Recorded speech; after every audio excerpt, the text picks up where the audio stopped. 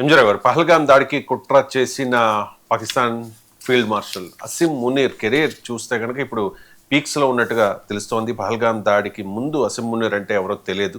ఆ తర్వాత మాత్రం అసిం మునీర్ వైట్ హౌస్కి వెళ్ళడం, ట్రంప్తో ఆయన ఆతిథ్యం తీసుకోవడం, ఇవన్నీ చూసిన తర్వాత ఆయన కెరీర్ చూస్తే కనుక పీక్స్లో ఉన్నట్టు అర్థమవుతోంది. ట్రంప్ సపోర్ట్ ఉంది, at the same time Jinping support కూడా అసిం మునీర్కు ఉంది. ఇదే జరిగితే కనుక ఖచ్చితంగా భారత్కి ప్రమాదమే, ఇజ్రాయెల్ కూడా డేంజర్లో పడుతుంది.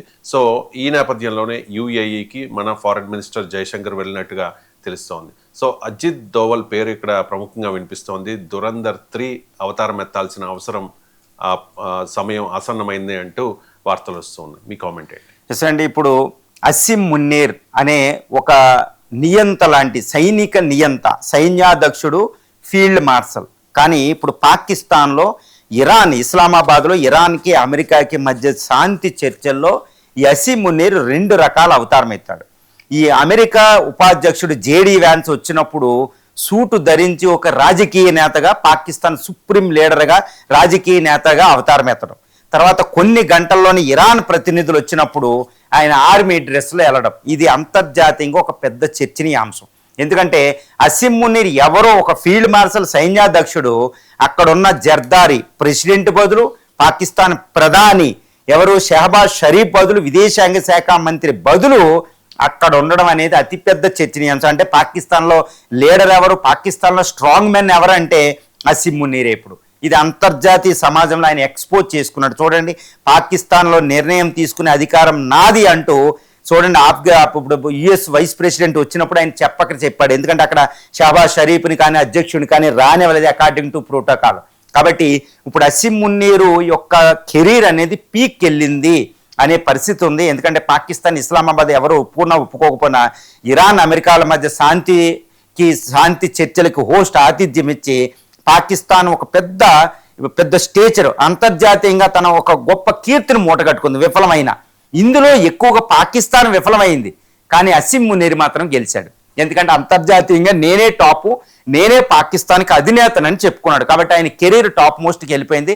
ఆయన రైజ్ గత ఒక దశాబ్దంలో ఆయన రైజే పాకిస్తాన్ పాలిటిక్స్లో చాలా కీలకం అని చెప్పవచ్చు. ఇప్పుడు 1947లో స్వతంత్రం వచ్చినప్పటి నుంచి ఇప్పటి వరకు పాకిస్తాన్ నియంత్రణలు చూస్తే ఆయుబ్ ఖాన్ ఒకటి, తర్వాత జియా ఉల్ హక్, యాహా ఖాను, తర్వాత 4వ తరం ముషరఫ్, పర్వేజ్ ముషరఫ్, ఇప్పుడు 5వ తరం మిలిటరీ నాయకుడే ఇక్కడ అసిం మున్నీర్.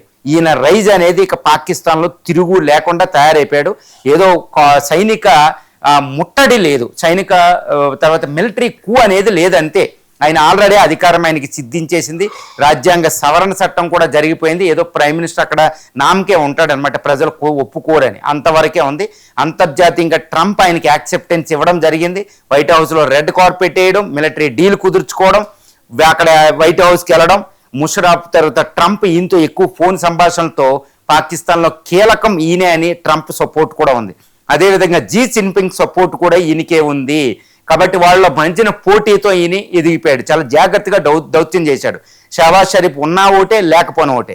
మరి ఇది ఇండియాకి ఎంత డేంజర్ అంటే చాలా చాలా డేంజర్. ఎందుకంటే ఇప్పటివరకు 5 యుద్ధాలు జరిగితే ఈ 5 యుద్ధాల్లో ఎక్కువ యుద్ధాలు, తర్వాత ప్రచ్ఛన్న యుద్ధం అంతా కూడా పాకిస్తాన్లో సైనిక నియంతలు వచ్చినప్పుడే.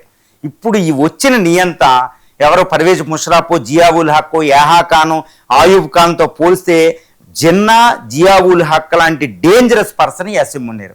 ఈయన ఆల్రెడీ చెప్పాడు, పహల్గాం దాడికి ముందే ఏప్రిల్ ఈయన చెప్పాడు, నాది ద్విజాతి సిద్ధాంతం ప్రకారం ఇండియాని సర్వనాశం చేయడమే నా లక్ష్యం అనుకుంటూ ఆయన జియా ఉల్ హక్ పదాలని, తర్వాత ద్విజాతి సిద్ధాంతం అని మహమ్మద్ అలీ జిన్నా భాషను ఆయన ఉపయోగించాడు. కాబట్టి నా జీవితమే ఇందుకు ఇండియా ఎగ్నెస్ట్గా పనిచేయడం అని ఆయన చెప్పేశాడు. కాబట్టి ఆయన కెరీర్ ఎంతకెళ్తే అంత డేంజర్ ఇండియాకి. కాబట్టి మరి ఇండియా చూస్తూ ఉందా అంటే it's not a mute spectator అండి. ఏదో అలా తిలకించడం మీద ఆయన ఎదుగుతుంటే ఇండియా ఏం చేయాలో అది చేస్తుంది. ఇప్పటికే ఆఫ్ఘనిస్తాన్ చక్కగా మన గుప్పిట్లో పెట్టుకున్నాం, అక్కడ ఒక శత్రువుని తయారు చేసాం. ఇప్పుడు ప్రస్తుతం జరుగుతున్న యుద్ధంలో ఇరాన్ తరపున వెళ్ళడం లేదు, కానీ యుద్ధం ముదిరితే ఇండియా చక్కగా చూస్తుంది అదంతా. ఇప్పటికీ యుఏఈ జైశంకర్ వెంటనే యుఏఈ వెళ్ళడం జరిగింది.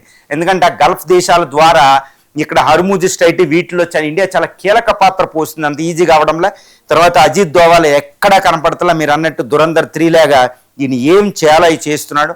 పాకిస్తాన్ అతి చేసి అసిమ్ మునీర్ పైకి వెళ్తే ఇక్కడ బలూచిస్తాను, తర్వాత నార్త్ వెస్టర్న్ ఫ్రాంటియర్ ప్రావిన్స్లో టీపీపీని చక్కగా పట్టుకోవడం, తర్వాత ఆఫ్ఘనిస్తాన్ డ్యూరాన్ లైన్ వెంబడి ఆఫ్ఘనిస్తాన్ మన చేతిలో పెట్టుకోవడం, తర్వాత పీఓకే పీపుల్కి సపోర్ట్ చేయడం, ఇవన్నీ మనం ఏం చేయాలో అది చేస్తున్నాం. ఇక్కడ ఏది అవ్వాలో అది అవుతుందన్నమాట. కాబట్టి అసిమ్ మునీర్ కెరీర్ పీక్కి వెళ్ళింది. ఇండియాకి ఎగినెస్ట్గా అతను ఏదో ఒకటి ఆరవ యుద్ధం ప్రారంభించే అవకాశాలు పుష్కలంగా ఉన్నాయి. దానికి జీ జిన్పింగ్, ట్రంప్ సపోర్ట్ చేస్తారు. ఎందుకంటే ఇండియా ఎదగడం చైనాకి ఇష్టంలా, ఇండియాకి ఎదగడం అమెరికా ట్రంప్కి అస్సలా ఇష్టంలా. ఇది మనకు తెలుసు. చైనా అమెరికాలు ఇండియాని అణచడంలో సహకరించుకుంటాయి. కాబట్టి పాకిస్తాన్కి పూర్తిగా సపోర్ట్ చైనా అమెరికాలు ఇస్తున్నాయి. అమెరికా చైనాలకి పడదు, కానీ ఇండియాని అడ్డగించడంలో పాకిస్తాన్కి సపోర్ట్ ఇవ్వడంలో మాత్రం చైనా అమెరికాలు కలిసి పనిచేస్తున్నాయి. అందుకని అసిమ్ మునీర్కి ఇద్దరు సపోర్ట్ చేస్తున్నారు. ఈ విషయాన్ని ఇండియా కూడా చాలా జాగ్రత్తగా చక్కగా ఒక సీక్రెట్ ప్లాన్తో, ఒక అద్భుతమైన ప్లాన్తో ఇంప్లిమెంట్ చేస్తుంది. ఏదో ఒక రోజు అసిమ్ మునీర్కి పర్వేజ్ ముషర్రాఫ్కి పట్టిన గతే జియావుల్ హక్ కూడా ఒక విమాన ప్రమాదంలో చనిపోవడం అయింది. చాలా దారుణంగా చనిపోయాడు. ఈ అలాంటి గతే ఈయనకి పట్టే అవకాశం ఉంది. ఇండియా ఈసారి ఉండే ఇండియన్ ప్రైమ్ మినిస్టర్ మోడీ మాత్రం అగ్రెసివ్గా ఉంటుంది. ఇందిరాగాంధీ వ్యవహరించినట్టు హార్డ్ పర్స్యూట్ ఉపయోగిస్తారు. కాబట్టి చాలా డేంజర్లో అసిమ్ మునీర్ పడతారు.